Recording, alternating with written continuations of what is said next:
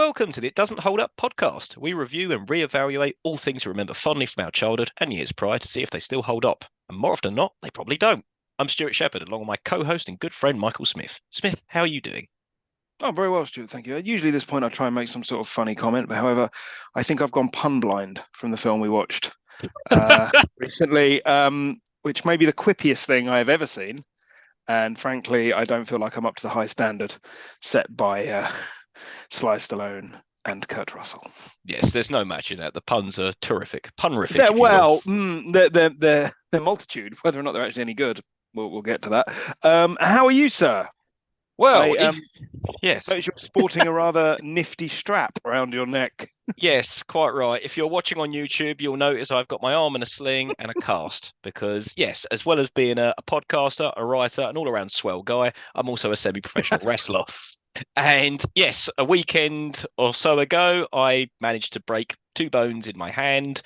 And yes, I'm in a cast for 6 weeks. So yes, it really is true when they say, please be safe, don't try this at home. So kids, do not try this at home. Wrestling or podcasting? I mean, take your pick. I'm not into myself podcasting yet. Or suddenly, comically, someone's going to fall on you in the background. Big bookshelf. No, I just like move and just dislocate my shoulder. Yeah, that sounds like something you'd do. It would be funny though. We'd have it on video. Anyway, yes. Hopefully, by the time we do our next episode, this bad boy will be off. But we shall see. We shall see. Cool. Right. So before we jump into this episode's nomination, just a little bit about last episode's feedback. So feedback I got university was people had forgotten this film existed. People forgot Kylie Minogue was in this film. People forgot Kylie Minogue existed. Yeah. She got over the age of 40 and she just kind of withered out of people's minds. Like at the end of Avengers. People loved our Jean-Claude Van Damme impressions. Your Jean-Claude Van Damme impression. Well, I don't know. I've watched the episode back and yours is bad. But yeah. Don't worry. I've got a Stallone. Oh, I'm sure you do. But the other one, this is what made me laugh, is that at the end, when I was trying to get you to guess the next episode's nomination, everyone was like, yeah, I thought that was going to be Good Burger. And I was like, no. Right. Who loves orange soda? Thank you very much. To all of our listeners, thank you. Oh. I felt really thick afterwards. I was quite tired. That's fine. We've been recording for 9 hours, and I was quite tired by the end of it. So. But you must have been massively relieved we are not doing Good Burger because that film is dreadful, absolutely dreadful. They've done a sequel. There you go. True story. I wasn't sure if that was fake. Someone sent me a link to that. And I was like, this can't be real. It's got to be fan made. But no, apparently it is true. Yeah. They've not done a sequel to Tango and Cash though. Yet. There's still time. So yes, this episode's nomination is indeed Tango and Cash, and that came from me. So a brief synopsis is 2 of LA's finest cops, Ray Tango and Gabriel Cash, have come together. Those are names that people have.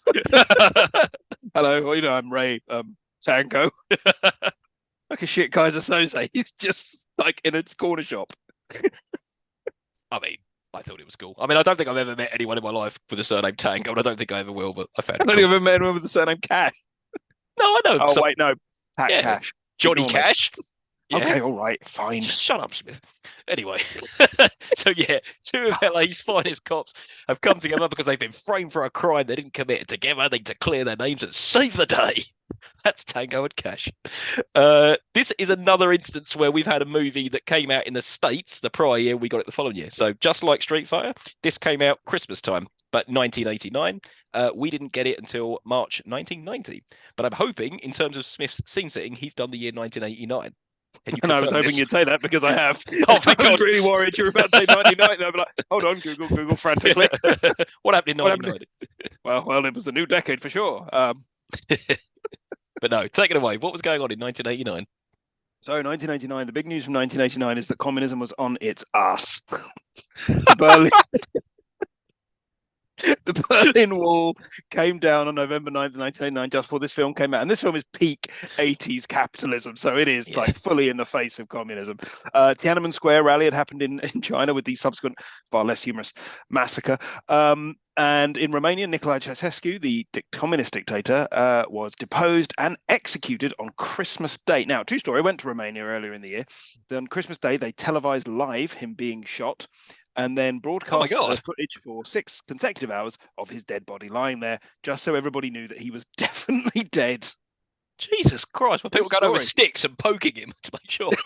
Yeah, him and his wife shot together. Yep, lovely stuff. That is bleak. In happier news, Tim Berners-Lee created the first World Wide Web server. So it was the birth of the internet in 1989. And do you know, in the final bit of year setting, what the top UK single of 1989 was? 1999. Would that have been some sort of Michael Jackson song, maybe? No, it was Right on Time. Oh, what a tune! Right on Time. I love that song. Rightly so. Wow, And that cool. is the year 1989. No, sorry, I forgot as well. Films. So, yeah. Where did this come? In the year films, this came number 20 of the total global box office for the year. Top of that year was Batman, obviously the juggernaut that was 1989's Batman, followed by The Last Crusade, Lethal Weapon 2, Back to the Future 2, Ghostbusters 2. Lots of sequels out in 1989. And this film beat The Burbs, Roadhouse, License to Kill, Jason Takes Manhattan, and the little scene, but well worth a watch if you've got the time, Nicolas Cage film Vampire's Kiss. I think I've seen that. Is that where he pretends to be a vampire and he's got a plastic Yes. tooth? Yeah, I've seen that. It's meant to be a bad film, but it's actually really good. Yeah. It's just because there's that clip of him doing the alphabet where he does it in the most Nicolas Cage way possible. I'm not going to try and do it because I can't. Yeah. But if you haven't seen it, go out of your way to watch Vampire's Kiss. We'll get more into the budget for this film and all that stuff later. It's worth going into. But for that, that's 1989. That's the landscape. That's the films that have come out, the films that are around it. And then, as Sylvester Stallone says at the outset of this film, before the film has even started, okay, let's do this. Yeah, I thought I was hearing things at first, but I was like, wait, what? Okay, let's do it. Yeah, there we go. Oh, it's begun. Yeah. All right. Well, anyway, before we get into our detailed plot synopsis, so how old were you when you first saw this? Did you see it, and where? Where and when and how? And how old were you? Cannot remember. I think, and trying to remember back, I think my mother had this on VHS. It's exactly the kind of film that she loves. And it's the kind of film that she watches, kind of brainless action films. Which means she's really easy to buy stuff for at Christmas. What's The Rock done this year? Just get that. So I definitely saw it on VHS. I definitely have memories of watching it in my childhood bedroom on a Saturday afternoon. So I probably would have been maybe eight or nine. I think if I need to place it. So I would have been roughly around that the same time that I was watching all of the big action films, all of the other Stallone, probably had this on rotation with Demolition Man, probably Big Trouble in Little China was taking up a little bit as well, if we're going to continue the theme. The Adventures of Lois and Clark. Yes, how about yourself? Yeah, so before the days of Blockbuster Video, we had a massive Blockbuster Video where I lived. But before that, we had a local off license. Yeah, that one. It was huge. That was huge. I loved it. Yeah, you could spend ages walking around that. How I miss Blockbuster. Maybe one day we'll do an episode on it, but we'll see. Anyway, so before that was built, there was a local off license around the corner from us, and it rented videos out. And my mum used to work nights, so when our grandparents weren't taking care of us, my dad would take care of me and my brother. And my father's evening entertainment was, let's go with the off license and rent a really inappropriate film, and we'll all watch it as a family. So I watched stuff like Big Trouble in Little China, I don't know, some other trash. And yes, but I distinctly remember my dad renting out Tango and Cash, and all three of us sitting down and watching it. And then, so what? That would have been September? No, so I would have been 6 when I watched this. Okay. And I can distinctively remember the electrocution scene and be like, oh fuck, I'm watching that as a 6-year-old. So when I was watching it the other day, I come back to it, I was like, oh yeah, that was disturbing. See, that was your dad's parenting technique. My parenting technique was to just go and rent any film that I asked for and then let me go and watch it by myself. I want to watch Hellraiser. Supervised. Well, yeah, it'd be like, oh, just dusk till dawn, yeah, whatever, just let him go. Keeps him bloody quiet. Well, yeah, but no, my dad never thought to rent something like A Flight of the Navigator or I don't know. Well, he didn't want to watch that shit. No, I want to watch Tango Cash. So you I want to watch 9.5 weeks. We're watching 9.5 weeks. I'm going to make this awkward. Oh, no, thankfully he didn't do that. I don't know what parent would do that, but yeah. Anyway, but no. So I can think of a couple. I'm sure. But no, I remember watching that as a kid and being like, this film kicks ass. I particularly thought that Kurt Russell was really, really cool in it. But he's cool in everything. Like he's cool Yeah, in it's Kurt Big Russell. Trouble in Little China. He's cool in this. He's cool in Breakdown. He's cool in Stargate. He's cool in everything. So yeah. So cool. All right. So you were slightly older than me when you watched it, and probably on a Mhm. rent. No, a purchase, and I watched it on a rental. But subsequently, yeah, watched it when it was on like ITV or whatever over the years. But I genuinely haven't watched it for about 30 years. But there are scenes, a bit like what we were talking about with Street Fighter the other day, which just been embedded into my mind. Like, yeah, I remember that bit. I remember that bit. I remember that bit. Mhm. Yeah, I had exactly the same thing when I was watching it. I was like, I don't remember this film beat for beat for beat, like the big Yeah. films of my childhood, the films that I'd watch again and again and again, which now I could probably recite from memory. I Mhm. think Street Fighter for me was quite close to that because I did watch it quite a lot. Yeah. But this had moments where I was like, oh yeah. I'll tell you what it also had, which I'm not sure we'll get to, the number of people where I was looking at going, oh, it's that guy. Oh, it's Oh that my guy from God. that Yeah. thing. It's Yeah. that guy from that thing. And then working out that almost the entire cast are dead. That's morbid. But yeah, Yeah. probably. Actually, yeah, as I was going through it, I was like, I really hope on the podcast I remember to point out, oh, that guy, that guy, that guy, that Yeah, guy. yeah, So yeah. I've got hopefully them written between down. each Don't you other, worry. we'll No, no, no. find them. We'll get We'll it. Yeah, find we'll them. get it. Cool. Right then. Well, in which case, shall we just crack on? No time like the present. And I must Yeah, yeah. say, because I've only got one hand, I've not been able to write as detailed notes, but I've done my best and I do have a plot summary. But Smith, keep me sensible. If I've missed something out, then please do I correct me. will derail you as I always do in my nonsense. This is why we end up with 4 hour podcasts. Anyway, yeah. So what was that opening line in as the credits come off? Okay, let's do it. Let's do it. And then straight away we get Sylvester Stallone as Ray Tango driving along in his car, and it's all like fast paced, and he's all smartly dressed and wearing nice haircut and shades, not shades, his Glasses, glasses. glasses. They don't last the film. He gets rid of them at some point. He decides he doesn't need them about halfway through. Yeah.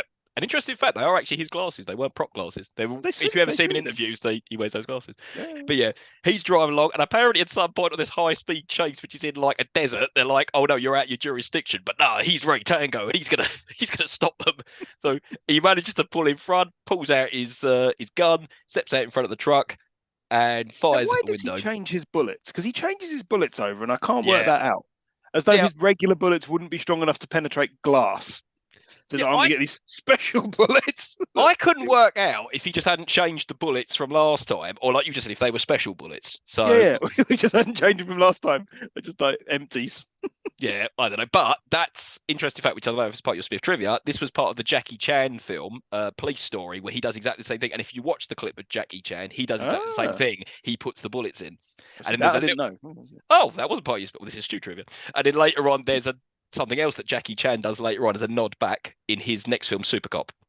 Ah, okay. Yeah.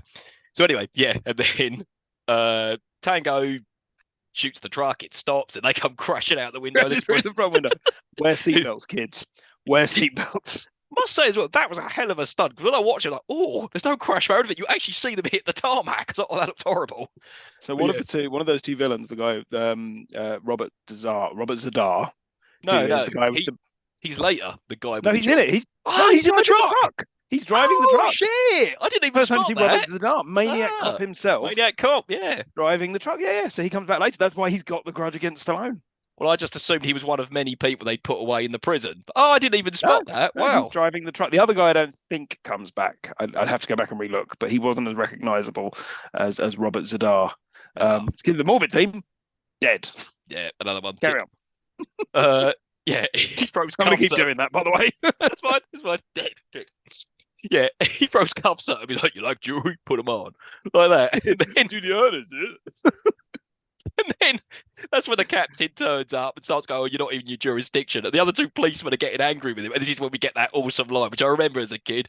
He thinks he's Rambo. He's like, "Rambo is a pussy," and then shoots the truck, and it's full of cocaine. Tango was right. His hunch was right all along.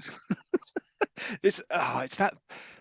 This is where this film is. It's a very strange film, right? Because he's just sort of broken the fourth wall to say Yeah, Rambo's pussy, right? And it does it, and it does it a few times in this film yeah, where it seems to be wanting to comment on itself whilst also being a straight action film. So I'm yeah. not sure quite what it's getting at. Uneven tone, but Yeah, yeah, yeah. It's almost like the first parody cop movie, like without it being a parody movie. Like it's Yeah. verging on it, so I think. Well, that, and I'll come to that later when we discuss about the production. Okay, fine, fine. Yeah. So after all that, no, sorry, Tango was right. Trucks full of cocaine, whatever. Then we get a limo driving past, and we get Jack Palance, the second movie he was in that year, first being Batman, Yes, but it's me and playing a Batman. guy called Yves Perret or Perret. I don't know how it's meant to be pronounced. And he's in a limo, and he's talking. James Hong's in the cars. Oh, James Yeah, oh Hong. yeah, James Hong. Yeah, Yeah, James Hong. James Hong, still alive. good as he should be. Like And 100. yeah, I'm sure he still looks the same as he does in this movie. But then Jack Palance is like Tango and Cash, Cash and Tango, Tango and Cash. Oh, they're becoming like a nuisance. I don't understand why he's just driving past. Just happens to drive past his Yeah, drunk it's truck. driving past like no. Yeah, that was funny. But yeah, that's the first By the way, introduction. the police captain, Jeffrey Lewis, Juliette Lewis's dad, Dead. dead. Carry on. Let's not making fun of the dead. Anyway, I'm just pointing out facts, man. Pointing out facts. All right, that's fine. Right, so we're done with Tango. Then we get Cash. Cash is Kurt Russell, and he's dressed all cool. He's got cowboy boots on. He's got epic hair like Mel Gibson in Lethal Weapon. He's a slob. He's just a regular, handsome Jack slob who has shotguns and his cowboy boots, which I thought was awesome. But I was at this point where I heard the theme tune was playing. It's fucking terrible. It's like this awful kind of 80s. It's Harold Faltermeyer who did the theme to Beverly Hills Cop. Mm-hmm. So it's exactly. So it just sounds like someone's knocked it up on a weekend. Yeah, but this happens a lot. We get this with Alan Silvestri, don't we? We either get good Alan Silvestri or something he's knocked up in the shed. And as we said, stop knocking things out in the shed. Oh, but anyway, yeah, Cash comes over, as you said, he's a regular slob and all that. And then as he's driving into his garage, all the kids go, Cash, Cash, Cash. Like, he's not a celebrity, he's a cop. But this is the bit where we get the first snippet of newspaper clippings. Why are they doing the newspaper? It's like, you've got Tango at one side and Cash on the other. They've saved the day again. They are in every newspaper. They're on the front page of every newspaper. There is nothing going on in LA at this time. I've never been in the newspaper. No, I've never seen a policeman on the front of the newspaper unless it was the commissioner of the police getting fired. It's the only time they ever made the front. Not just hero cops have done it again. Yeah, you don't see like PC Jones saves the day or something like that. Yeah, PC Jones, he's done it again. PC Smith, they're rivals, but they're quite similar. I think they've probably lost something in the edit here, right? I think it's probably they've kind of looked at it and gone, it doesn't make any sense. We're going to have lots of newspaper clippings, otherwise the audience won't follow this very complex plot. The narrative is driven by newspapers that keep flashing. It's like Dick Tracy or something. Yeah, it's spinning into the camera. Well, I loved it. But yeah, like I said, Cash comes in, he's a celebrity to the local kids or something. He comes in and he's like checking himself out in the mirror. And this bit makes no fucking sense, even though it's great. There's like a henchman who blasts through the mirror, shoots Kurt Russell. I was like, wait a minute, was that mirror just on a hollow wall? Or was he in the neighbouring apartment and just shot through the wall? Doesn't make any sense. Well, my all the doors in my flat are just mirrors. Oh, I see. Just crash through mirrors. Yeah, it's fragile. But the assassin shoots him, and then it misses. No, he gets him. He gets him. He gets him, but then Kurt Russell shoots back, and the assassin immediately runs away. Yeah, he doesn't bother sticking around to finish the job. He's just like, oh no, he's fighting back. I didn't expect this. Because when I first watched it, and I had to do a double take, Kurt Russell hangs over his balcony, and then he shoots him. I thought he was pulling a gun out that he'd hid underneath his balcony or out of his pocket. But then on rewatch, it's like, no, it's in his shoe. But it's never explained again later. But I suppose you meet that Q bloke later. You meet Q. There's a Q in this film for some reason. Oh, yeah. But no, yeah. So he tries to shoot him with his gun shoe, and it doesn't work. And then jumps out the window. He's stole the chasing after each other. Then we just get that fucking awesome car chase that just goes on and on. And they're in the car park. There's a couple having it off for some reason. It's because it's the 80s, Stu. It's because it's the 80s, and you're contractually obliged to have some boobs in your film within the first 10 minutes. There was. Film in the 80s. They could have just implied they're having sex. No, full on tit. And I'm like, oh, okay, there you go. And then There's a woman for some reason pushing cans along that gets Oh, knocked see, this is over. where I've written down 80s cop bingo. You've got the angry sheriff. This is within the first 10 minutes. Angry sheriff, befuddled captain, friendly neighborhood kid, stolen a random's car, homeless person pushing cans. If you did a shot every time an 80s cliche appeared in the first 10 minutes of the film, you'd be absolutely battered by minute 15. Yeah, yeah. Unnecessary slow-mo, foreign henchman, weird Russian man. It has it all. It has it all. But Tell you yeah, what, communism's on its ass, and they know. they do. But yeah, but then Cash manages to stop this guy, and wasn't he saying something like, "Hey, Ace, how's your headache?" I'm like, wait, what? So this is it with this film. Every other line is a quip, Yeah, and barely any of them are actual quips. They just say them in a tone where they think if you say it like that, it's funny. It's not though. You've just said a random thing. I've I written down a couple know. of the more egregious ones later. I think Kurt Russell gets away with it more than Sylvester Stallone does. Because, but I love Kurt Russell. Everything he Well, touches goes to gold. But yeah, then what do we get? Then we get Tango in his office, and then you learn that he actually plays the stock market, and he's actually very independently wealthy. And his captain's like, "Why do you do it, Ray? You make a fortune." And he's like, "I do it for action. Good old American action." Like what? and So the he was captain getting says, if you wanted killed. to stare, the captain says, if you wanted to stare death in the eye, you should have got married. Oh, women. Does he say, "Oh, is that a proposal?" Oh, then we get Terry Hatcher, who's criminally not in this film at all. He's in like 2 or 3 scenes. At this point, you don't realise it's Tango's sisters. You're like, sorry, who's this woman? Why she come to see Tango? Is it his daughter? Is it his girlfriend? Who is this woman? And then he says something about helping her and can I have a phone number? And then she just leaves. I was like, okay, that was a scene. Bye. Again, forgot Terry Hatcher was in this movie. Oh yeah, shit, she's in this film. Yeah. Before the days of Lois and Clark. Then we cut to Cash. He's absolutely fine because he had his bulletproof vest on. All fine, all fine. Never mind, he jumped out a window, maybe broke his leg or anything, but no, that's all good. No, he's good. He had a bulletproof vest on. Yeah, that protected his leg. So, yeah. Got bulletproof legs. And then when he gets to his office, he realised that his gun's been tampered with. And I'm like, oh, the sight's all out of place. I don't think that's a thing, but okay, fine. Someone's been fucking with his gun. Oh, it comes back later. Oh. And his then he captain, asked, by the way, his captain. Do you know who plays his captain? No. Eddie Bunker, aka Mr. Blue from Reservoir Dogs. Dead. Tick. Tick. Another one. Then Cash says, like, oh, where's my assassin or whatever? He was like, oh, look, he's in there. He's having a piss. And then Cash just, like, orders everyone out and then proceeds to interrogate this guy by choking him with a chair. It's like, this is massively illegal what you're doing. It's good old-fashioned racism and police brutality. Also, why is the prisoner allowed to wander freely around the prison to have a piss? Surely you'd have one in your cell, but no, he's allowed to go in the communal toilet. And Yeah. then he starts being like, "Oh, now you do speak English." Like, yeah, this is racist. It's kind of racist. Yeah, this is quite racist. There's a bit later on, well, no, it's not like it got cut out, but it's in the trailer when Kurt Russell like hits like some Japanese dude, and he was like, "I hate you, karate guys." I'm like, just no. So the trailer includes a lot that wasn't actually in the film. Yeah, but then a lot of stuff does. The amount of times I've gone back and rewatched trailers, even stuff like Die Hard 2, it's not in the film. But yeah, cool. Right, so then Tango and Cash are informed separately by their captains that there's a drug deal going on, and they go to intercept it. And then they both arrive at the warehouse, and that's when we get this whole, oh, I hear you're the second best cop in LA, ha ha ha, because they've obviously never met each other, but only know each other through newspapers, apparently. And then I've seen you on the front of the newspaper that I was also on the front of. Exactly. They argue. Then they stumble across somebody who's not really clear. It's an FBI agent who's been murdered and is wearing a wire.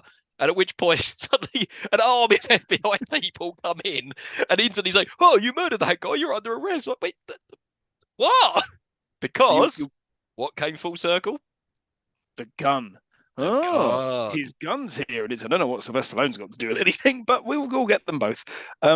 The FBI captain, Louis Arquette, recognizable from Scream 2. Yep, David Arquette's father, dead. Tick. Go on, carry on. Then we get Dick Tracy newspapers. Tango and Cash on trial. Why is this front page news? I don't know. And then during the trial, the bloke who Kurt Russell beat the shit out of, he's giving evidence, and he's like, "Oh, this guy can speak English." He's like, yeah, racism in a good look. It's not. And then we get a guy who I spotted was in Total Recall. He's the one who tries to convince Quaid that he really is in a dream. And then that's when Sylvester Stallone goes, "When we get out of here, we're gonna have to pay Jabba the Hutt a visit." It's like, yeah, So and pull that's his tongue out or something. so that's Roy Brocksmith. Roy Brocksmith was also in Arachnophobia He and was. Scrooged. He's in loads of stuff. Do you know how old Roy Brocksmith was at the making of this film?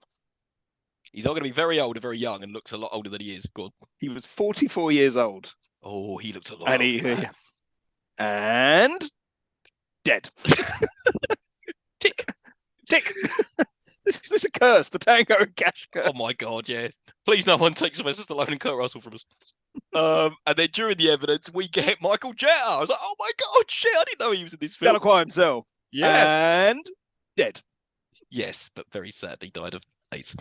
No, Anyway, he didn't. No, he didn't. No, he I didn't. thought he did. I thought he was. No. He had AIDS. He had AIDS, but he didn't die of AIDS. Oh, what do you No, know? he died. He died of. Oh, I looked this up earlier because I wanted to see. I don't know why I was kind of looking at his filmography. It was complications from something. Okay. Like a stroke or something. No, he didn't die of AIDS. He had AIDS, but he did not die of AIDS. He had quite a long career. He's in loads of stuff. He's in Green Mile, Jurassic Park 3. Probably less said about that, the better. Indeed. Yeah, a bunch of stuff. Yeah, good. Yeah, so yes. Michael Jeter. Rest in peace. But no, he is a sound expert, and then we'll learn later on that maybe that stuff that he's providing evidence with isn't exactly kosher. But it's during all this, Tango and Cash realise that they're losing this, and the DA offer a plea bargain for a no contest. They will get 18 months in a minimum security prison if they just take a police plea bargain. corruption. You killed a federal agent. Yeah. How did they? Yeah. 18 months. How did they agree this? Is it just because they're the finest cops in LA and that's why they only get 18 months? It just makes no fucking sense. But for whatever reason, plot reasons, they decide, yeah, okay, we'll accept this bargain. And that's when Sylvester Stallone's being very cordial and nice. And that's when Kurt Russell's like, yeah, this fucking sucks. Then all the police in the trial, the jury just start clapping and stuff. Probably why at no point when they, spoilers, later escape from prison, they try to arrest them. Indeed. No one seems to give a shit. Yeah. Oh, I've actually missed a bit out from earlier on. So before all that Jack happened, Palance. Yes, sorry, let's rewind back. So before they get set up for that, Jack Palance is in his office and he's again talking about how Tango and Cash are a massive nuisance. And he's like, oh no, we won't just kill them, we'll ruin their lives, we'll frame them. And he manages Go on. Here he goes, now do you understand why we mustn't kill them? It's like, no one does. Your plan makes no sense. Because you're planning to just kill them anyway, so why don't you just kill them? And he goes, oh, but we should kill them. It's quick and easy. He goes, oh, quick and easy is how you make a cake. It's like, no, it isn't. Why do you want to make it well? Yeah, what cake do you make? It's three. He used three analogies. Quick and easy is how you make a cake, how you clean a toilet bowl, how you shop online or by mail. It's like, what are you talking about, you fucking maniac? I legitimately think he comes across as either insane or a blithering fucking idiot. A senile on uncle or something like that. He's like, oh, now you know why we mustn't kill them. He's like, no, shut up, you silly old sod. Go and sit down and play with your mice. You're my number one. Die. Anyway, so he pulls out these two mice from a box and he's like, Tango and Cash. And then he puts in this very elaborate maze. He's like, you see what we're going to do? What, you going to put them in a maze? I was waiting for a bit. There is a bit early, later in the film where they're towards the end in the final scene where they're in the car and Sylvester goes, oh, we're in a maze. It's like, no, you're not. You're clearly not. You're in a quarry. But yeah, and you apparently don't know what a maze is. What's going on? But I don't know whether this is bullshit, but I know this is part of your Smith trivia. Apparently, Jack Palance brought those mice and that maze on set and wanted to do this whole analogy. And apparently, because he was such a respected actor, they didn't want to question him. But part of them were all just going, what are you doing? But yeah, There's a bit later where he's like, oh, you're so beautiful. Oh, to the mice. kissing them and shit. Put it down. Fucking weirdo. But he's hardly in this movie. He's barely in it. So I remembered him being in it more than he was. He's still in it more than James Hong, who I don't know why he's in it. Anyway. But yeah, then we get another scene of Jack Palance when he's basically saying, our plan works. They're in prison. And James Hong's like, well, you've considered what's going to happen when they come out of prison. He goes, who says they're ever going to come out of prison? I was like, wait, what? They've only got 18 months. I don't think you can influence how long they're going to be in prison for. Oh, little did he know that they're going to the least secure prison in the entire world. That's right, because when they turn up, it looks like an absolute shithole because they were expecting some sort of gym and grass and they could wander free. Oh no, it's absolute chaos. And I love this bit. They're walking along, there are things on fire, there's people throwing stuff out of cells, they're being hurled abuse at by all the people they put behind them. One of them says, I'm going to put brown sugar in your ass. Wait, what? There's That like is rape. There's three references to that in about 30 seconds. Oh, God. But Sylvester Stallone has a great line of walking and goes, you know what I hate? What? Dinner. But see, this is what I mean, right? So I wrote that one down, and then Kurt Russell, because he can't be outdone on the quiz, goes, "Oh, I forgot to bring the marshmallows." It's like, no, stop it. No. Talk normally. Stop undercutting any sense of tension with your bad quips. Oh, dear. Then we get the shower scene. Buns. Yeah, you Again, see you've their already had booze. asses. Yeah. You've already had booze. It's an 80s action film, right? They're getting their asses out. Yeah. And this is where you go, look at that. Look at that Kurt Russell, the fat slob. These incredibly ripped men. Like, Yeah, oh no, he's never worked out in his life. But yeah, and do you know what I said? Like, there's some scenes came back to me when I watched as a child. I remember this one. Even back then, I'm like, this is a bit weird. Why are we watching these two dudes going for a shower? And then he's like, soap, don't fetish them. I don't even know you. It's like, what? Gay panic. There was a It's lot like, of oh, gay yeah, panic We're during not the gay. scene. We're not gay. But they called each other pee-wee and insulted each other's penises. Yeah, In we've got fact, a one of big them's old, only got one ball on their scrotum and all this stuff.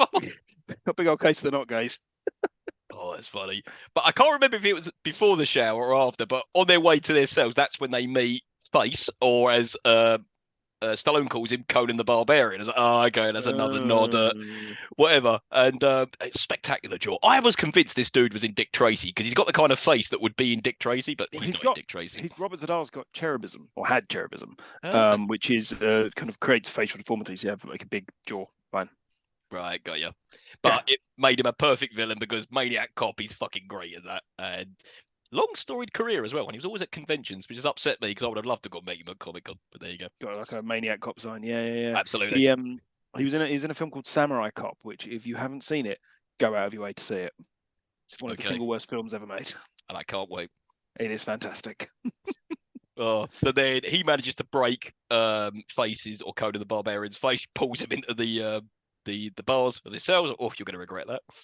And then this is another act of bingo. Then we get to Sylvester Stallone's cell, and Clint Howard is in there. Clint Howard, the ice cream man himself, still alive. Oh, well, good for him. Yeah, good for him. Good for Clint. Yeah, this guy. Let me check. Still alive. No, during the course of this podcast, he has died. Clint Howard died. By the end of it, I'm sad to announce, live on air, that Clint Howard, the ice cream man himself, ugly brother of Ron, has died. And then Cash gets in his cell. And he's sharing it with this absolutely massive dude, and he won't let Cash have a piss in the toilet. And then Cash goes to square up to him. He stands up and goes, "Let's get one thing straight. That toilet is definitely yours." That's a really good line. And then you see Tango's in his bunk and he's reading the newspaper, and you can hear what sounds like someone jacking off above, and it turns out there's Clint Howard, and he's all been tied up with that slinky that he was playing with earlier on, which I thought was really funny. Oh yeah, because he also attacked Sly's newspaper earlier on, which is funny. Yes, yeah. And then, go on. I mean, yeah, I don't think Sly would be allowed to have. I mean, it's interesting because it was Clint Howard has like the newspaper cutting of the murder that he committed on the wall. I'm like, I'm pretty sure even in a shit prison you wouldn't be allowed that. No. Why would they let you glorify that? But yeah. And as they're in their cells, Cash is trying to punch the fat guy who's above him, and it's not working. And then suddenly, I don't know how this is even possible, but all the prisoners are suddenly released from their cells, and they grab Tango and Cash, bundle them into like laundry bags, and they throw them down the laundry chute to go into the basement of the prison. Who let these dudes out? And also, how is Jack Palance and Requin, I think his name is, the henchman, how did they manage to get into the basement of this prison? Well, see, this is what I mean. This is the screenwriters do not understand how prisons work, because it's just it seems to be people coming and going as they see fit. Like Jack Palance just hanging around, and then bringing his henchmen with him and releasing them. And like, I mean, the henchman when he first turned up, you first see him very briefly trying to bribe or convince people to frame them, and I thought he's South African. That's what it's I only thought. At this point did I realise that he's trying to do Cockney. It's And he's not. awful. He's American, and you can tell. And there's obviously nobody British involved in the making of this because they'd have gone. I read an interview with him where he talked about like he decided like he was working with the director. He was like, I decided to bring something different to the character. So you got to bring this Cockney accent. It's like, why? No. All he does is he spend the whole time going, "Bugger, bloody governor." It's like Dick Van Dyke or something. It's Going, so bad. What's all this bollocks? The thing is, he looked quite intimidating until he spoke, and I'm like, "No, you're just ridiculous. This is just really stupid." And also, did you notice that Jack Palance is in the background in the dark during all this? And apparently, there's rumours that it wasn't even him because he probably wasn't. You don't see him because he claimed he never actually shared any screen time with Sylvester Stallone. This would have been the only scene, well, apart from the ending, where they do. But he said no, like that wasn't him. It was just clever editing. It wasn't that clever. Well, but, wasn't that clever. So the henchman is Brian James, who's in Blade Runner, and The Fifth Element. Yeah, and dead. Tick at 54. 54. Very sad. Yeah. And then just before a massive fight ends up happening, for the second time, Cash mentions, "Oh, this is about to get FUBAR." I was like, "What's FUBAR?" I was like, "Fucked up beyond all recognition." I'm going to use that. That's pretty cool. Have you never heard that before? No. And I'm like, is that a reference, the Arnold Schwarzenegger TV show FUBAR? Is that like a little nod to it or something? The one that's on Netflix. Well, no, FUBAR is a well-known phrase. They didn't come up with it here. No, I've never heard that. So when he first started saying it, he doesn't explain what it means. Like, what's FUBAR? Then he says, "Oh yeah, fucked up beyond all recognition." I was like, "Oh, okay, there you go." That's a well-known tango. Well, I didn't know. There you go. Learn something new every day. Yeah, the big fight. I've learned lots of stuff from Tango and Cash. So much. So educated. I don't think I've learned anything about how electricity works. Oh no, and neither of them. Because I don't think they understand it. They openly admit they don't know anything about it, which is funny. But yeah, during this bit, they're having a fight, and then Slide kicks one of them. He doesn't even make contact. Like, yeah! And he just goes flying back. They're all having this massive fight, and then they're all grabbed, and then all strung up, and this is when they start getting slowly dipped in the water and electrocuted. And I remember watching that as a kid, going, "Oh man, that's fucking horrible. That's really horrible." Also, this is the point where if you'd have pulled the wire out of the wall like that and introduced it to water, one, whoever was in that water would be dead, like fucking immediately. Immediately, yeah. And two, the whole building would have shorted out. Yeah. And also, the lights wouldn't be on. No. And there's a guy who's kind of steadying the chain as they're getting lowered. It's like, you also would have got electrocuted. Yeah. That's how electricity works. This is Hollow Man all over again. Oh, God.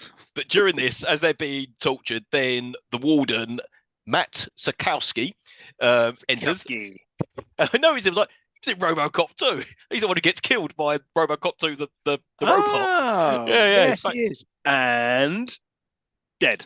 Oh, there you go. I think that's all of them now. I think I've got them all. I don't know. There might be some more later. But yeah, so he is now the warden of the prison. He used to work with Cash, and he urges them, "Oh, we've got to get you out of here. We've got to escape." Look, why is there just corrupt cops everywhere? Why don't they trust the justice system? I'm like, yeah, you've been put here for a reason. We're not going to just help you escape. What the fuck? And then there's a point like, "Oh, what do you mean? How do you realize people don't kill you?" And he says, "Oh, if you've got any money, you can get whatever you want around here." It's like, well, then why are there any prisoners here? Then immediately, like, "Can I leave? Thank you." Yeah, Sylvester Stallone's loaded, apparently. So why does he just buy his way out of there? I don't know. But there's a really good line, and then he's like rude to the warden. And he says to Cash, "What's his problem?" He goes, "He misses his wardrobe." And Sylvester goes, "I do miss my wardrobe."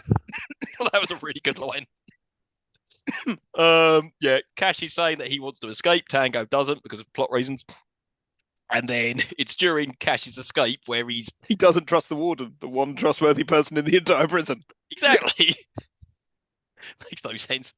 Yeah, during the escape, I don't trust this man that just rescued us from being murdered for no reason. I don't know. Maybe he's got to the point where I can't trust anyone anymore. Everyone's, a tattletale. I don't know. Anyway. Tattletale. Hey, yo, why are you tattling on me, man? Don't push me. But yeah, irregular. Cash starts trying to escape through fans for some reason, and as he's getting up the top, that's when we realise Robert Starr is on his tail. He's like, "Oh shit!" And then there's a whole tense bit where he might fall into the fan. Oh no! With all of the guards, like, they're all just together now. The guards and the criminals are all just chasing them at the same time. Is this even a prison? It's a social club or something. Social club for pricks. Yeah. Then, because of plot reasons, Tango suddenly had a change of heart and he saves Cash from going into the fan. And then they get to the roof, and that's when they're very carefully going through pylons so they don't get electrocuted. They all That's seem where to he's be like, sparking everywhere. yeah, like in the rain. They're just so badly put together. Like, oh, don't touch those wires. Well, I mean, why not? They've proven themselves to be impervious to electricity. They might as well touch all the wires. What does it make? Yeah. That's when And he then, says, "You don't know anything about electricity, do you?" It's like, well, neither do you. no, but then, yeah, he checks on him like, "Is this right?" He goes, "I don't know." I'm like, "Yes, good. At least you've admitted to this." But Cash's plan is to jump off the building, grab onto the electric wire above, then use belt, their trouser belts, then slide and zip wire down. And then Cash manages to do it. That's fine. Doesn't kill himself when he lands at the bottom. But as Tango goes to Well, it, when his very obvious stunt double lands at the bottom. oh yeah, yeah, those two were clearly not doing this. And apparently, Kurt Russell like legit like either broke his leg or tore a hamstring or something during all this. So it sounded very physical. Yeah, Cash manages to escape. But then, as Tango's going to do it, this is when Face turns up and beats the absolute shit out of him. He's got that chain with the hook on it, and he wraps it around his leg, and he's just like pulling him around and stuff. And then somehow or another, Stallone just kicks him in along the pylons. And, ah!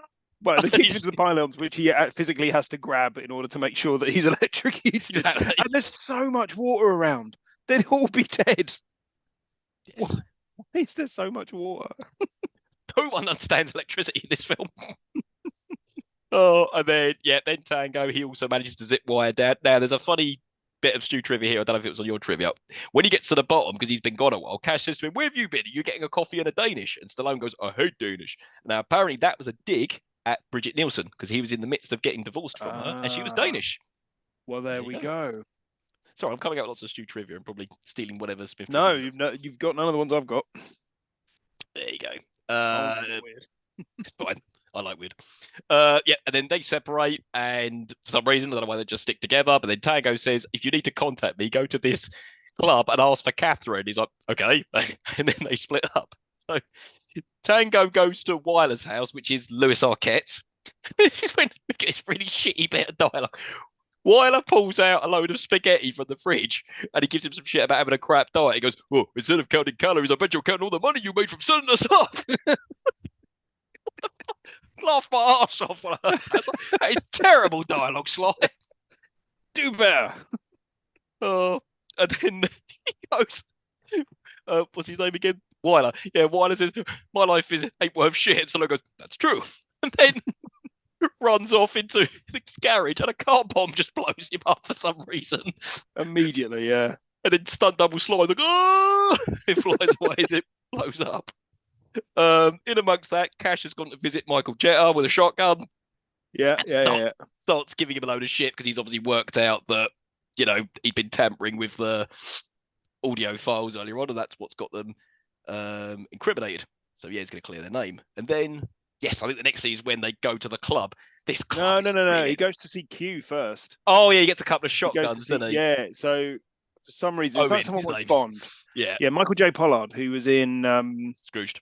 Bonnie and Clyde and Scrooged, yeah. And dead. But he was like 80, so give him that. Yeah, I don't know what the fuck this scene's about. I don't know why he goes to this police weapons development, despite he's just broken out of prison. Nobody seems to recognize him or want to try and arrest him. And he helps him. And they're making a gun dog. Yeah, which then blows up. I was like, is it supposed to shoot other people or just self-destruct? Wait, what? Is it supposed to look like a dog? Because it doesn't.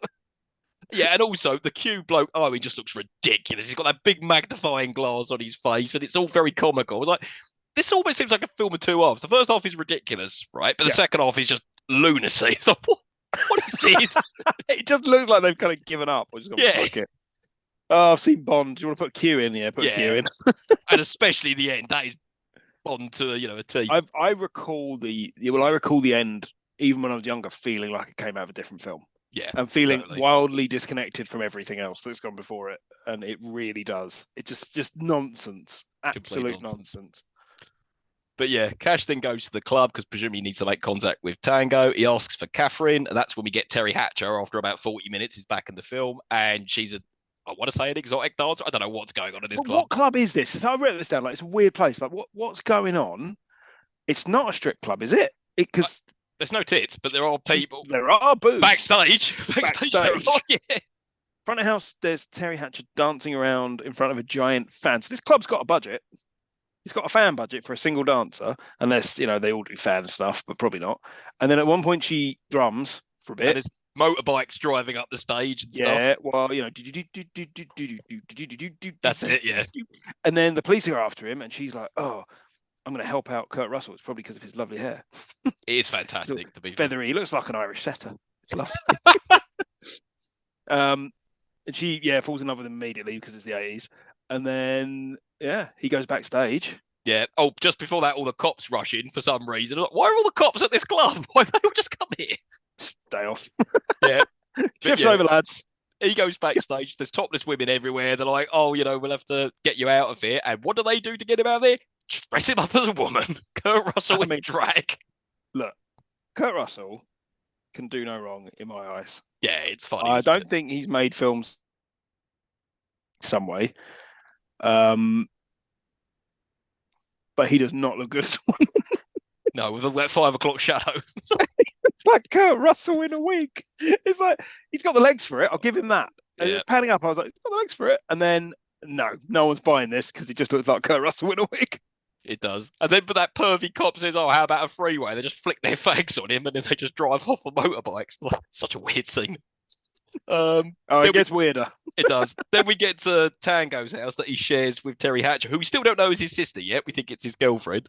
She's giving him a massage, and I guess at this point, Cash doesn't know if that's his girlfriend. It's like, you would quite happily fuck her though, even though that's his girlfriend, I think. She's giving him a massage. Tango walks in and assumes those two are having sex when she's trying to put his slip disc back in. And instead of going over and beating the shit out of him, he's just kind of standing there being like, oh no, I don't want to hear this. Do something about it. Either do something about it or leave. Don't stand and listen to what you believe is your sister having sex. It's weird. Also, slipping his disc back in, she's not a fucking doctor. No, she's an exotic dancer. What does she know about How's that going to help if you're making it worse? Much worse. At this point, Captain Schroeder's turned up, and then Sylvester Stallone bursts down the door and traps him. The door breaks. It comes back. The door's absolutely fine, which I thought was amazing. Yeah. I love it. Like, is this how you screen all your guests? Screen doors on him and just scare. And this is a bit where Sylvester Stallone he says to Kurt Russell, "I've never deliberately punched out anyone in my life." It's like, you have punched out several people in this film who did nothing wrong. You've punched out several people today, and will continue to do so. Yes. What is that line? And then they have the whole, that's when we finally get the reveal. Oh, no, it's actually his sister, which is probably a lot worse now that you were trying to bone your sister. Now he's really going to kill you. And then Captain Schroeder says, "You two got 24 hours to find out who did this to you." Why? Yeah, I'll write that down. He's like, "I can only keep the department off your ass for another 24 hours for some reason." This is where there's another fucking terrible line of dialogue. It's Terry Hatcher talking about how you do know how to use the doorbell, don't you? You just put your finger out and push. It's like, what is that? What are you doing? Are you referencing Casablanca? Stop it. Better films again. Don't reference better films. Oh, at this point, He also seems deeply unconcerned that he's been in prison. Yes, like, oh, welcome home. Absolutely fine. And also, why did the cops storm that club but not storm Tango's house? But they don't just put two and two together. He's probably going to go back to his house. But no, just Schroeder turns up. Is it his house? Because I always got the sense that it's a house he owns that he lets his sister live in. Yeah, you're right. It could be that. It's what I've always assumed. Nah. Maybe. Anyway, I can't remember if it's Schroeder or whether it was Michael Jetta, but someone says, it was Michael Jetta. He said that the henchman is Requin, so you'll get your answers from him. No, it was Schroeder. No, was it Schroeder? Yeah, it was Schroeder. Oh, but I think initially Kurt Russell got the name from Michael Jetta. Then he says to Schroeder, and Schroeder goes, I've ran his details here. That's it. Yeah, cool. So then they go to Requin's house like that. Kurt Russell first, but it turns out Tango's there as well. And that's when they're going to interrogate him. So initially they dangle him off a building, which he seems completely unfazed about. Like, oh, bloody hell, Governor. I don't mind the view up here or nothing very important. But he's absolutely terrified when they put a grenade in his mouth. Like, but they could have just dropped you. Like, why weren't you scared about this? But now you're scared about having a grenade in your mouth. But anyway. It's just a bit with the line of dialogue I wrote down where Sylvester Stallone says to Kurt Russell, "Hiroshima, ring a bell." It's like, what? What are you talking about? Sounds a bit racist. You do know that Hiroshima wasn't just a grenade. Your grasp on history is pretty poor, Mr. Stallone. And the fact that Stallone wrote some of this script as well, I was like, come on, do better. You've written better scripts than this. I did write down here the henchman just looks like he's a member of Dire Straits. Yeah, he looks like Mark Knopfler. Yeah, he's not intimidating. Oh, especially, yeah, if he didn't open his mouth, he might have been a bit more intimidating. But the minute he does, like, just shut up. But yeah, it turns out that grenade they put in his mouth is a dud, and he gives them the name Perrot, which is Jack Palance's character. They're like, right, now we know who set us up and who's done this. Then they just leave him there to either die of exposure or escape. Yeah. Oh, and he has pissed himself though. It was like, it ain't raining, and there's a puddle underneath him. Like, ew. Yeah, and then he puts the grenade down his pants and says, "Oh, birth control," but it's like it's a dud. But yeah, oh bloody hell! it was a dud. Cool, blimey, officer. Anyway, then they go back to Q's lair, and he gives them like loads of guns, and he gives them that armored RV with guns attached to Ugliest it. fucking car I've ever seen. And it looks like that would just get crushed instantly. Why don't you just give them a tank or something? And he's like, "Oh, you can't take the car." He's like, "Well, why are you showing it to them?" He's like, "We won't put a scratch on it. You're going to do more than that. I can assure you." And he's like, "No, okay, shucks." And then he's and he's like, "Oh, it's not family, is he?" He's like, "What does that mean? So what if he is? What are you talking about?" Oh god! And you know what really annoyed me? Because then they get to the hideout and we have all that. Yeah, if we make this out alive. So before they go, they say to Owen, like, "Oh, can you dig up what you can on Perret?" He's like, "Yeah, I'll dig up what I can on this hitherto unknown villain. Yeah. I only have a name. I'll dig up whatever I can." Oh, turns out lots of information. Plenty. Yeah. Then they've got to the James Bond looking hideout in the RV. Where is it? Oh, I couldn't work, like, know. so I've written down that the ending plays like a computer game. It plays like a level in a computer game where you're storming a base. Where are they? What's going on? What's happening? Who are all these men? Yeah, they've just doubled. There's all these henchmen we never saw earlier have suddenly turned up, like a bloke with wicked karate and all that. Why is everything exploding? Everything just blows up. Yeah, at this point, I stopped taking detailed notes. I'm like, no, this is just chaos. What's going on? There's cars flying everywhere. There's explosions. The cars have gone on fire. They're not driving the cars. They're getting other people's cars. They're in these big, slow-moving trucks. I've written down everything explodes. Yeah, absolutely. I've put James Bond, explosions, car chases, destruction, fire. awkward cutaways to Jack Palance going, "Get the sons of bitches! You're my number one. Come on! He's just going, "Ah, ah!" Put the mice down. Terrible.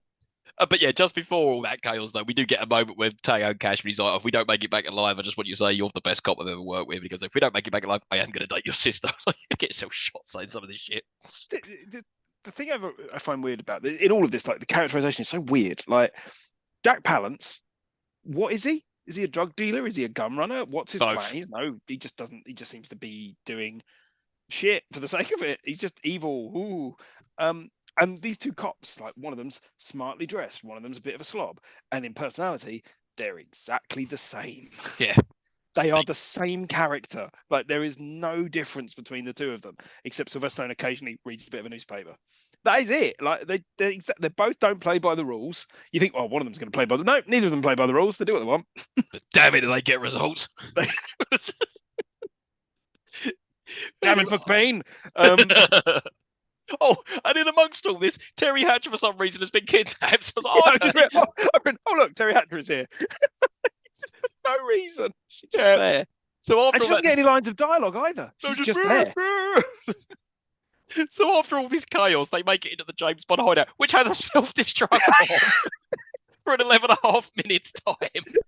Self-destruct sequence activate. I think you like Lamson Warehouse has one, just in case, you never know. Just in case, you never know who's going to break in.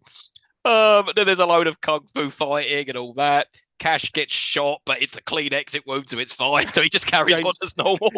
James Hong stuntman gets shot. Yeah, I was like, oh, James could have got a bit more of a ceremonious death, but no, just bang, just gets shot. The two of them say, they go, "We're ready," and immediately get shot. Yeah. You fucking useless superior. And the guy we haven't seen earlier, who's amazing at karate, suddenly keeps on kicking cabinets. Keeps on smashing glass. And then Sly chops him in the throat and then shoots him, I think. And then this is the bit where we get Requin, and then Cash puts a bomb down his pants and then throws him down the stairs and he blows up. Fuba, fucked up beyond all recognition. Okay, cool. And then we get a weird, almost like Man with a Golden Gun bit where Jack Palance's behind a load of mirrors with Terry Hatcher with a gun. Why does he have them? Why? Like at this point, you've never seen them before. It's just like someone's watched Enter the Dragon and gone, yeah, that's pretty fucking Yeah. cool. And then somehow, because they recognise the hand he had his ring on or some shit, they manage to shoot him and don't kill him. And then they Well, all one of them, run and out. this is another thing, like with this kind of like the similar stuff, right? In the same way that every time one of them has a quip, the other one has to have a quip because they can't be out quipped. This is where they have the bit at the end where they've shot him, and one of them goes, "Ah, I saw his monogram on his lapel. Oh, I saw his ring was on the wrong hand." It's like, oh, we're both really smart. It's like, yeah, not one of you couldn't just work it out. You both had to. You both had to work out different things to prove that you're exactly the same character and exactly the same level of smart, and no one's in charge here. We're both equal. But Now damn it, let's they run get out of this results. exploding.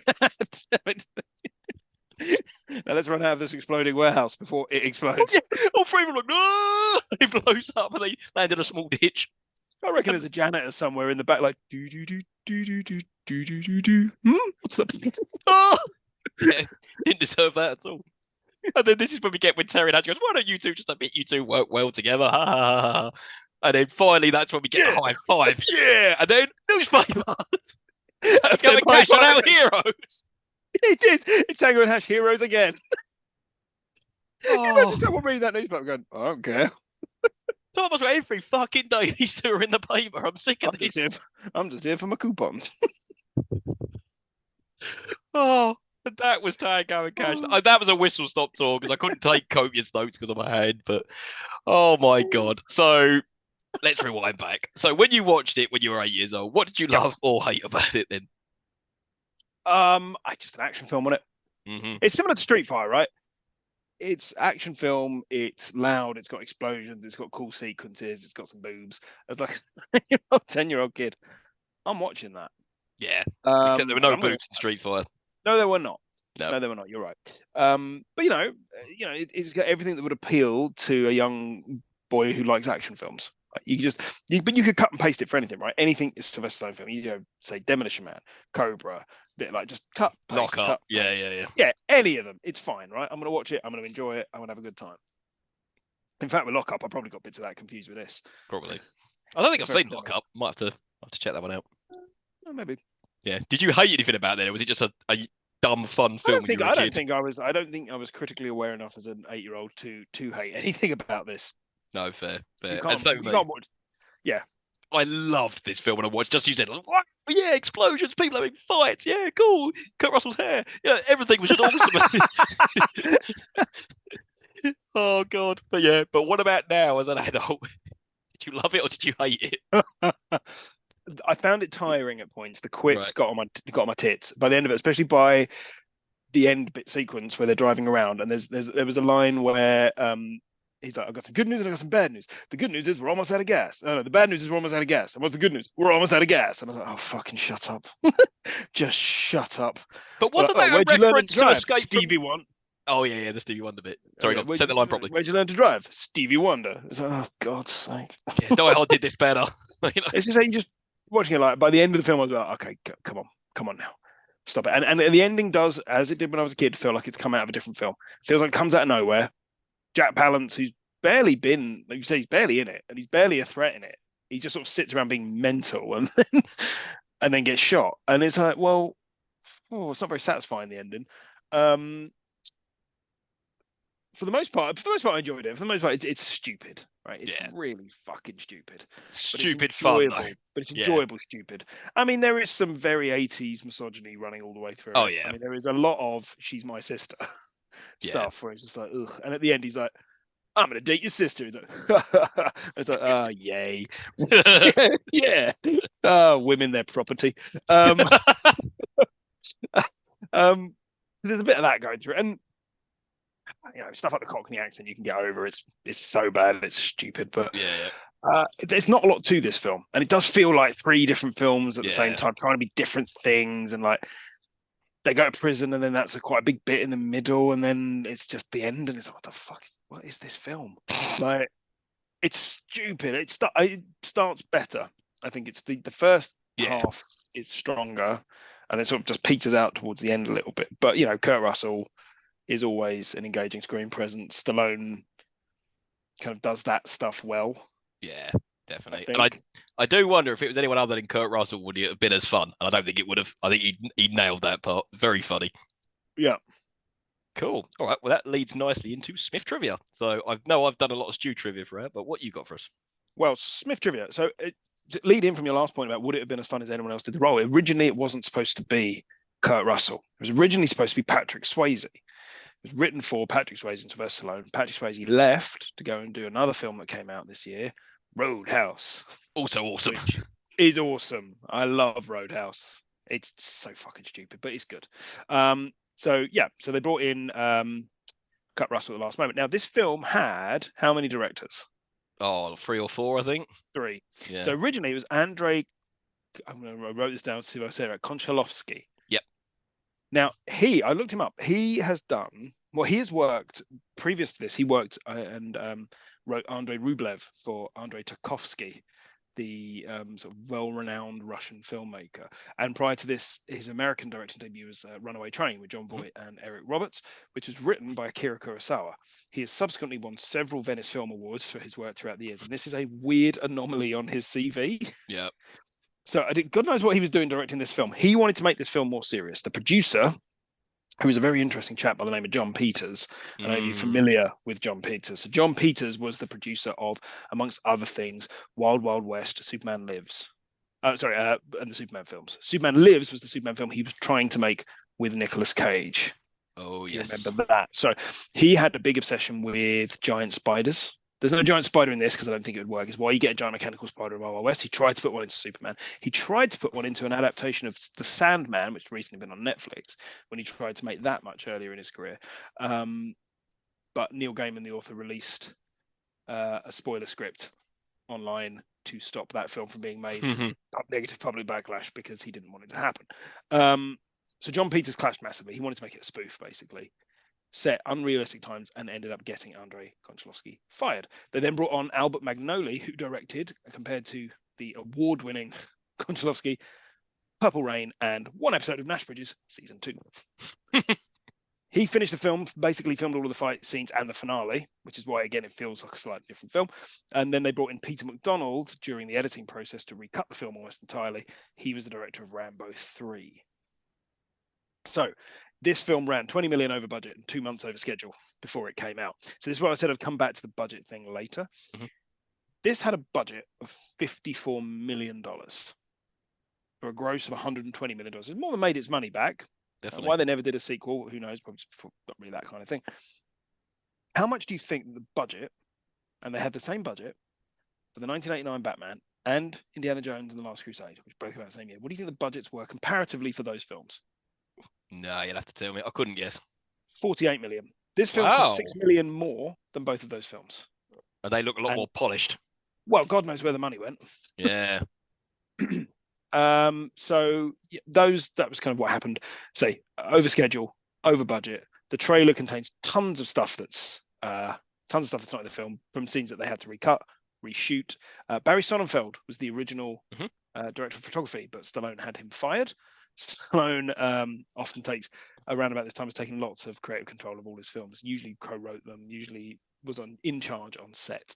I think that was the case here. Although, by all accounts, the fired director did say that he was a nice person and he enjoyed working with him and was one of the more reasonable people to deal with on set, because everybody else was absolutely fucking chaos. In 29, Stallone had an idea for a sequel. 2019, sorry, an idea for a sequel has yet not to materialize. Kurt Russell not keen.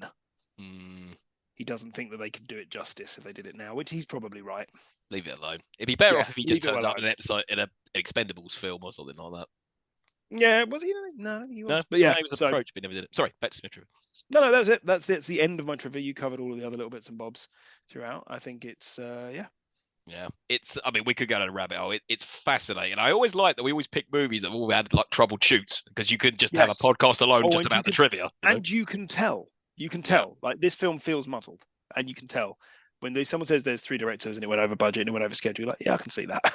I can see that there were problems here, because a lot of this shit don't make any sense. Yeah. Right. Well, the $1 million question though, Smith, does it hold up? Oh yeah. Yeah. It's fun.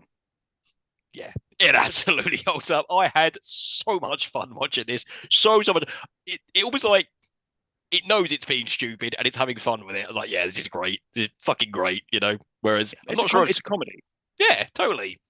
You know, it's not quite as polished as like a Lethal Weapon or something like that, but it's got those vibes to it, which is interesting because apparently Kurt Russell was offered the role of Martin Riggs in Lethal Weapon, and it Ah, went to Mel Gibson, and you can tell because they have similar lovely hair.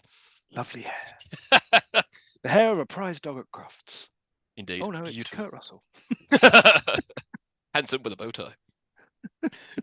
Right. So we both think it holds up. Lovely. I really am going to have to do that tally of stuff, and we'll share that on a upcoming episode. But it is now your I've got turn. less negative as we've gone on. You have. You have. I'm getting more skeptical, You're but I picking had better films. yeah, but I had a ton of fun with this. It was really good fun. In fact, like I had my pen ready to write. Well, not that much. I'm left-handed at the moment to write down bad stuff, and I couldn't. I was like, no, I'm just enjoying this. It is really fun. Cool. But yes, next episode's nomination. What are you going for? So it's Christmas. It's my favourite time of the year. I'm feeling festive. I want to watch a festive film. I want to watch a festive film I haven't seen in a while. Oh, good, good. Let me ask you, what is the toy that every child wants for Christmas? Is it Turbo Man? No, it's not. It's a piece of candy cane that makes you fly when you sprinkle dust on it, because we're going to be watching Santa Claus, the movie. Fantastic choice. Very good film. Very, very good. Is it? Or is it? I'm not a big fan of Dudley Moore, so we'll find out.